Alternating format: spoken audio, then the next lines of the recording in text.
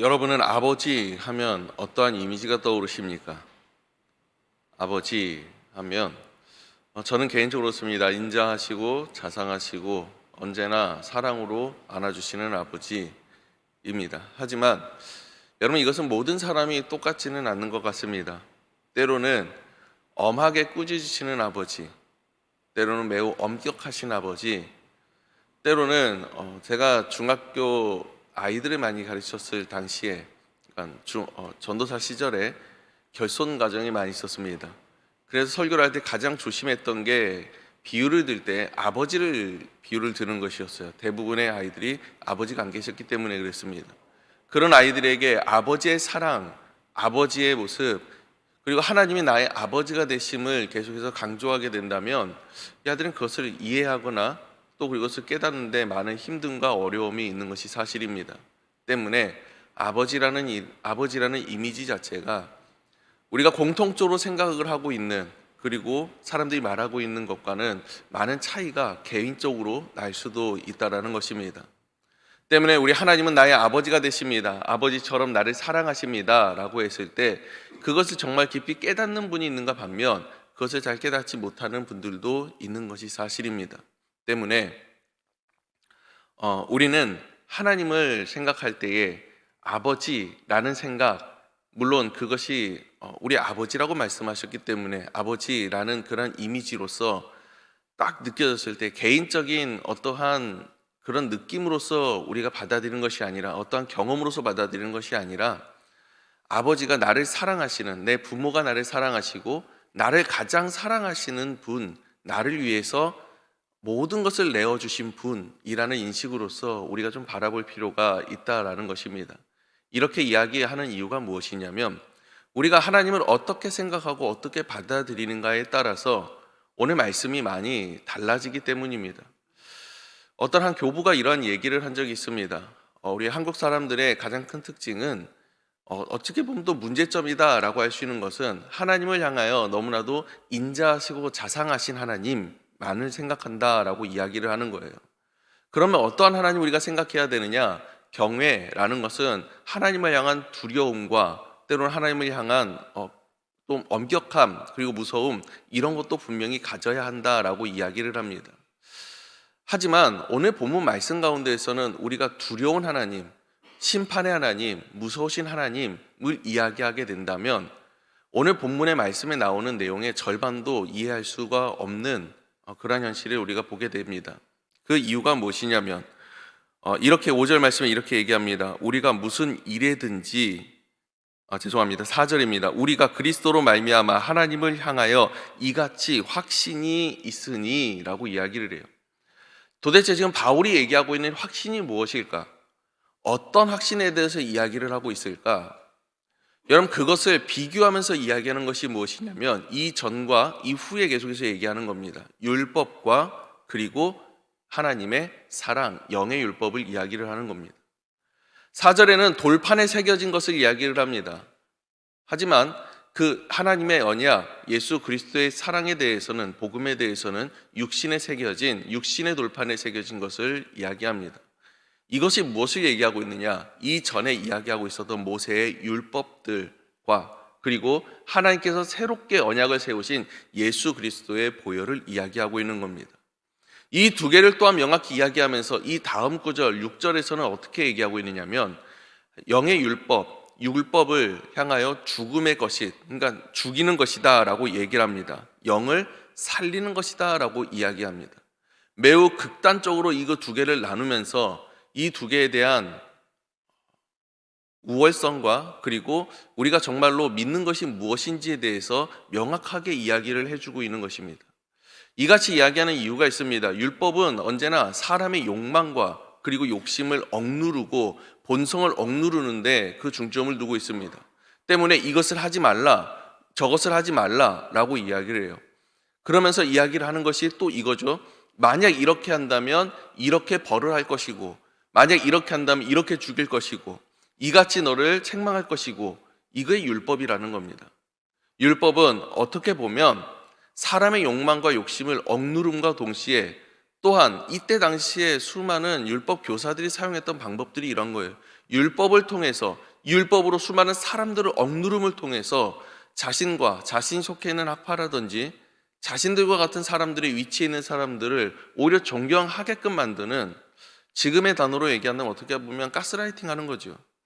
그렇게 사람들을 세뇌시키기도 하고 그렇게 사람을 이용하기 위해서 율법을 이용하고 있었던 모습들이 많이 나타났다는 겁니다. 때문에 바울이 이야기하는 거예요. 이 율법은 죽이는 것이다. 그럼 정말로 이 율법에 대해서 부정적인 이미지만을 갖고 있었느냐? 그렇지 않았습니다. 이 율법에 대해서 로마서나 수많은 서신서에 보면 좋은 이미지에 대해서도 많이 이야기를 하고 있습니다. 하지만 정말로 확실한 것은 무엇이냐면, 아무리 율법이라는 것이 사람의 본성을 억누르며 사람의 행동을 규제하고 규약하는 것이 아무리 좋고 좋은 이미지를 갖고 있다고 할지라도 예수 그리스도의 보혈, 그 피 한 방울만도 못하다라는 것을 이야기하는 거예요. 여러분, 우리가 믿는 것이 무엇입니까? 내가 하나님의 말씀대로 살지 못하면 나를 벌하신다는 것을 믿고 살아가십니까? 아니면 나는 이 땅 가운데 수많은 죄를 지을 수밖에 없는 사람인데 단 하나 예수 그리스도의 그 십자가의 보혈을 믿으면 내가 구원받는다는 확신과 믿음 가운데 살아가고 계십니까? 여러분, 전자입니까? 후자입니까? 당연히 후자라고 생각을 합니다. 그런데 때로는 우리가 보면 이런 분들이 있긴 있어요.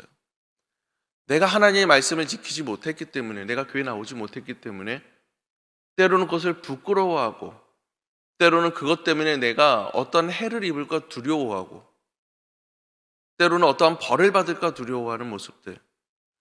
여러분, 이제는 그런 모습들을 내가 버려버릴 수 있기를 간절히 소망합니다. 내가 믿는 것은 나를 벌하실 하나님이 아니에요. 죽을 수밖에 없는 죄인을 살리시는 하나님을 내가 믿는다라는 것입니다. 그래서 오늘 본문 말씀 5절에 이렇게 얘기하죠. 우리가 무슨 일이든지 우리에게 난 것 같이 스스로 만족할 것이 아니니 우리의 만족은 오직 하나님께로부터 나느니라 라고 이야기합니다. 나의 만족, 우리의 만족함, 여러분 맞습니다. 사람의 만족이라는 것은 내 스스로 자발적으로 연에서 나타나지 않아요. 때문에 오늘 본문 말씀에 사용하는 만족이라는 이 단어는 헬라어로 이 신약 성경에 딱 여기 한 군데 쓰였습니다. 근데 구약에서는 두 군데 쓰였다고 이야기하는데 그 두 군데 모두가 하나님의 속성이나 하나님의 별명 같은 것을 이야기할 때, 칭하는 것을 이야기할 때 사용하는 단어예요. 즉 하나님께서 스스로 자족하시는 분, 스스로 만족하시는 분을 이야기할 때 사용하는 단어라는 거예요. 사람 스스로가 어떤 것을 만들어낼 수 있는 능력이 없으니 내 스스로 만족함을 느끼지 못해 세상의 것을 찾으러 다닙니다. 그 세상의 물질과 권력과 욕심과 사람의 칭찬을 우리는 듣고자 한다는 거예요. 그런데 이 모든 것들은 헛되고 부질없는 것인데 나의 가장 큰 만족은 어디에서 오는가? 하나님께로부터 온다는 거예요. 가장 완벽하고 가장 나의 만족을 채워줄 수 있는 것, 나를 가장 충만케 할 수 있는 게 하나님께로부터 온다는 거예요. 그런데 그 전제 조건이 무엇이냐면 하나님을 믿는 거라는 겁니다. 이 같은 확신이 있다는 겁니다. 그 확신이 바로 나를 벌하시고 나를 죽이신 하나님이 아니라 죽을 수밖에 없는 나를 살리신 하나님, 그 하나님에 대한 확신이 있을 때 나의 삶의 만족함이 이루어진다는 거예요. 사랑하는 여러분, 지금 내 삶에 만족하고 계십니까? 정말로 만족하고 계십니까?